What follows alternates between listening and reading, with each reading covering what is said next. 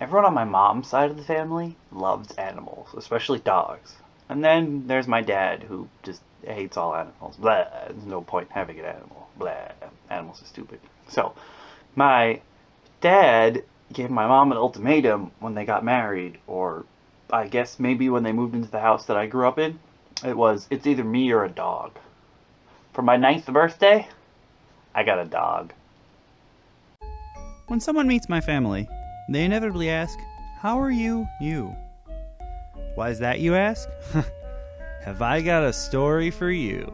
Now, I'm going to introduce you guys to my dad a little bit, and there's two main things you got to know about him. He cares about money and pornography. Like with the expiration dates and, and medicine and whatever, my dad's also a cheapskate. From what I said before, my parents got divorced, and that's when I got the dog. But, because they were divorced, my dad moved away. He lives in Florida. He still lives in Florida. I don't know if any of you guys know this, but like when your parents get divorced, you usually get like the court mandates that you have to visit a certain number of days. So for a while, my dad was living in New York, but then he moved down to Florida. And when he moved down to Florida, the court mandated I had to be with him for 28 days, but we just said it was a month. So for a month every summer, for years and years and years, I would go down and live with him. And my dad does weird stuff because he's a weirdo and he's a cheapskate. All my friends think I'm a pack rat. Like, I save everything, but no, I'm nothing like my parents. Like, I save things that are useful for the most part. I mean, I do save some weird stuff, but for the most part, I save things that are useful. And my mom and my dad do this too, but they save everything when they should definitely get new ones. So my dad's weirdo, and he loves to walk because he's a geriatric flash. But he has a pool in his community. He lives in a senior citizen community trailer park. He doesn't even live in a real trailer. He lives in an immobile home. They took the wheels off of it. It doesn't move. But in his park, there's a pool. But because he's my dad, you can't go like, oh, I want to go swimming. No, that's not how this works. You got to get up before the sun comes out, and you got to walk during the sunrise to the pool to swim. And you can only swim for like an hour and a half. And then it's hot, and there are other people in there. No, it has to be just him. Only he can be in the pool and whatever.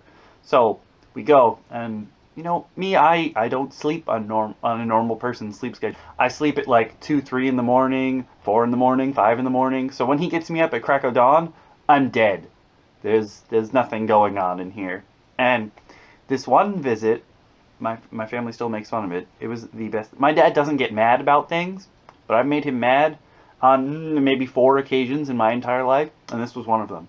He flipped a shit. Alright, so we're walking back from the pool. I'm still not really there. I swam a little bit, but I'm not really all there. And he's walking like the geriatric flash, and I'm trying to catch up to him, and I step on one of his sandals. And he takes a step on that sandal, and it rips. And he flips out. He turns to me, kid you not, this is what he yells. This is what he yells at like 7:30 in the morning in the middle of the street.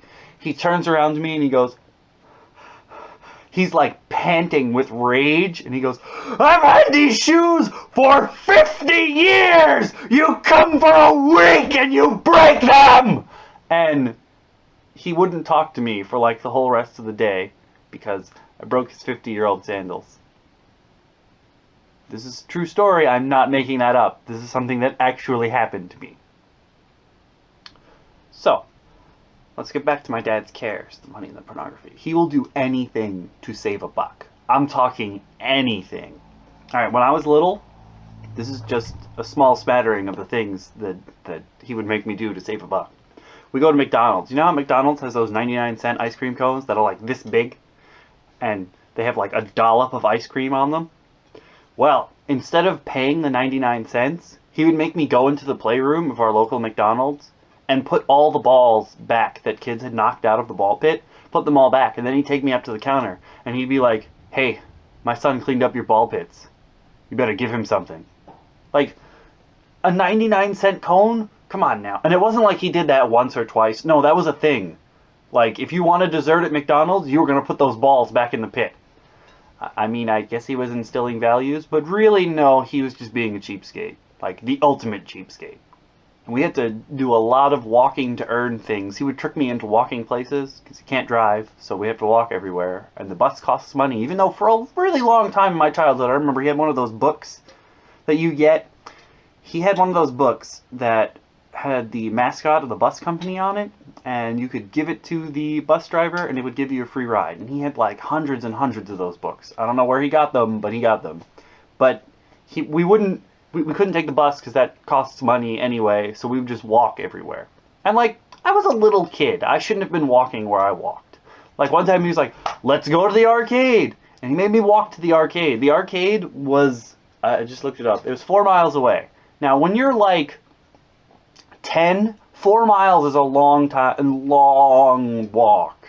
You have to like go down the highway and shit. My mom still freaks out about that. She was like, he's trying to kill you! But, I mean, 4 miles there and 4 miles back, that's a long walk. And pretty much all throughout my childhood and into my teen years, he was, you know, trying to kill me by making me walk places.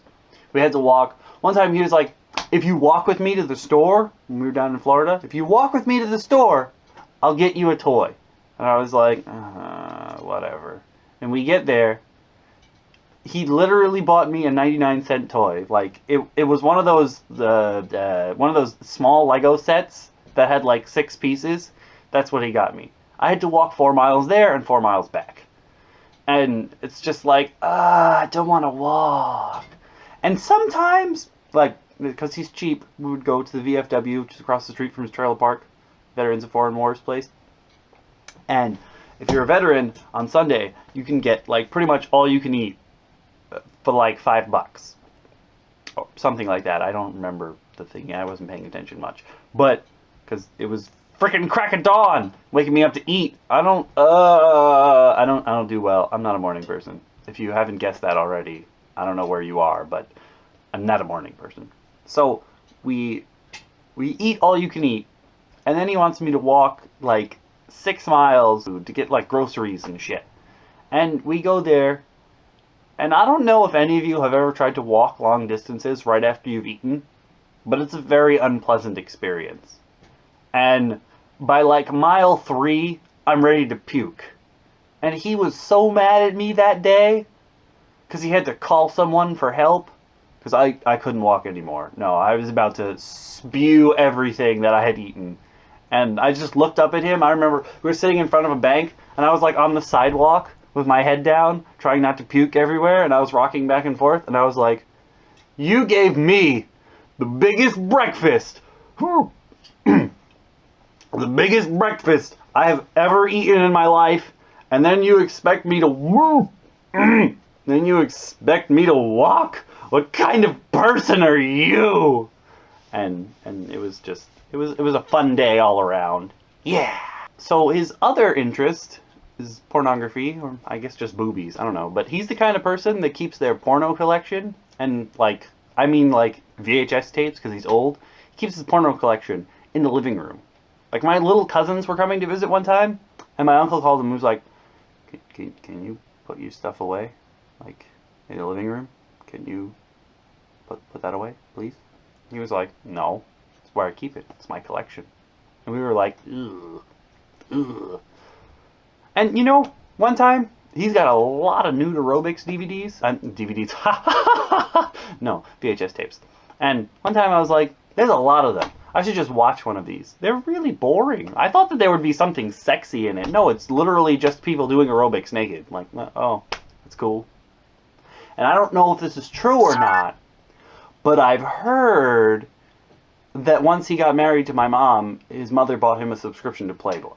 Like, my mom and his mom have never really gotten along because, you know, it's mother-in-law. You're not really supposed to get along. It's not something that happens that often. But I don't know if that's true or not, but that's the story I'm hearing in the family. There's also, in the house I grew up in, originally we didn't have a second floor, like a top floor. That's where my area was. I'm going to put a link in the description to a video that came out really, really sad that I hadn't intended to be that sad. that I took of like my area before we moved. But that area, apparently he used to just, before it was they finished building it, he would just like sit upstairs in like the half built area, laying down reading dirty magazines, and like that's what he did during the day. And I was like, what? He a weirdo. And my sister's like, yeah, he a weirdo, because they're both older than me. It's not a secret. He keeps porno collection in the living room. He talks about boobies and whatever all the time. And when I got to college the first day, on move-in day on college, he was creepy during orientation too, but it wasn't that creepy.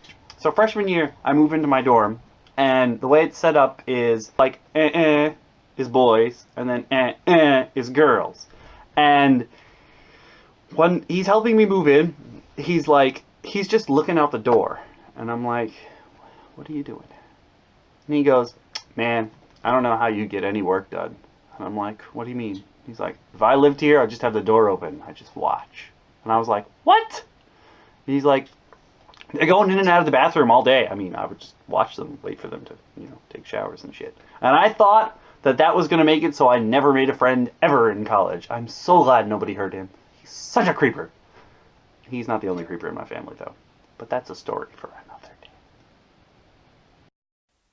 Hey there, guys and gals. Thank you so much for watching. I said I was going to work on making these shorter, and I think I succeeded so far. By the time you guys see this video, I'll be out in Arizona visiting the favorite child, who you'll get to meet soon enough. But while you wait, why don't you check out the previous video in this series, and also the full playlist, so you can see them all. Thanks! Bye!